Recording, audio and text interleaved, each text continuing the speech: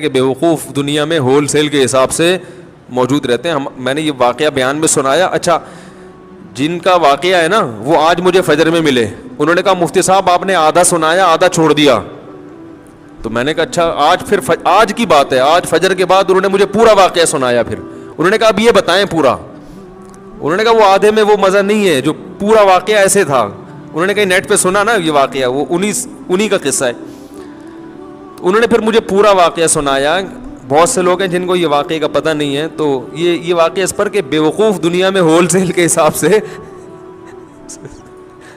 موجود رہیں گے. تو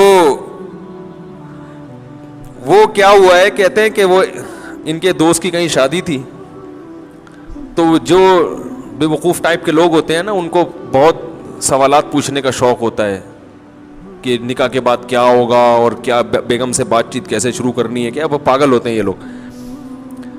تو یہ آ گیا ان کے پاس, ہمارے جو دوست, نام نہیں لوں گا میں, بیٹھے ہوئے ہوں گے یہاں پہ. ایسا نہ دوبارہ پٹیں دولہے کے ابا سے. پھر یہ ایک دفعہ تو پٹ چکے ہیں, دوبارہ نہ پٹیں گئی, زخم تازہ ہو جائے گا نا ان کا. تو وہ دولہا جس کی شادی تھی, رخصتی تھی رات کو, وہ آیا ان کے پاس ایسے ہی پوچھنے پاچھنے کے لیے. تو انہوں نے بتایا کہ بھائی دیکھو زوجہ کے پاس جانے سے پہلے اذان دینی ہے تم نے. اس کا فائدہ یہ ہوگا کہ نرینہ اولاد پیدا ہوگی صحت مند. صحت. میں نے تو صرف اتنا واقعہ سنایا تھا, انہوں نے کہا کہ پورا اس طرح ہے کہ اذان بھی کسی اونچی جگہ پہ کھڑے ہو کے دینی ہے. اذان کسی اونچی جگہ پہ کھڑے ہو کے دینی ہے, اور جب اذان شروع کر دو تو درمیان میں رکنا نہیں ہے. درمیان میں رک گئے معذور بچہ پیدا ہوگا. ٹھیک ہے نا. اب یہ جناب شروع ہو گیا, مذاق کیا تھا اس نے, مذاق کیا تھا, وہ سیریس ہو گیا.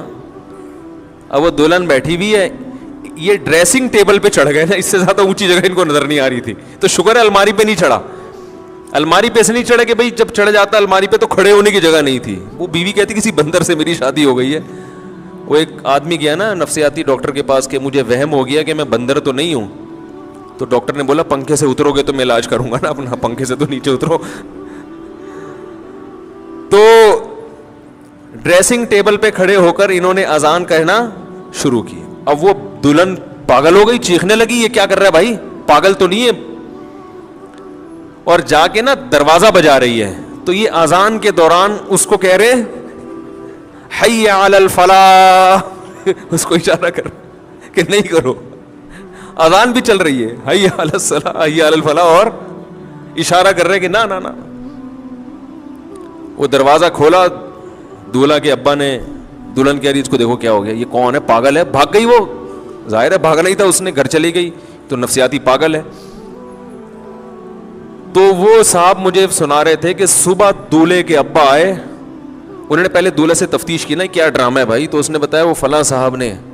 تو کہہ رہے صبح آتے ہی انہوں نے گریبان سے پکڑا, بات چیت شروع کرنے سے پہلے مکے لگانا شروع کر دی. تو کہہ رہے میں پوچھ رہا ہوں مسئلہ کیا ہے. انہوں نے کہا یہ میرے بیٹے کو تو نے کیا سکھایا. کہتے ہیں میں نے کہا اس میں خود سینس نہیں ہے کہ جو بھی جو سکھا دے آپ سیکھ لو گے کیا. کیا خیال ہے بھائی, یعنی کوئی بھی کچھ بھی کہہ دے تو آپ اس پہ عمل شروع کر دو گے, اس میں اتنی عقل نہیں ہے تو مکے تو اس کے لگاؤ جا کے.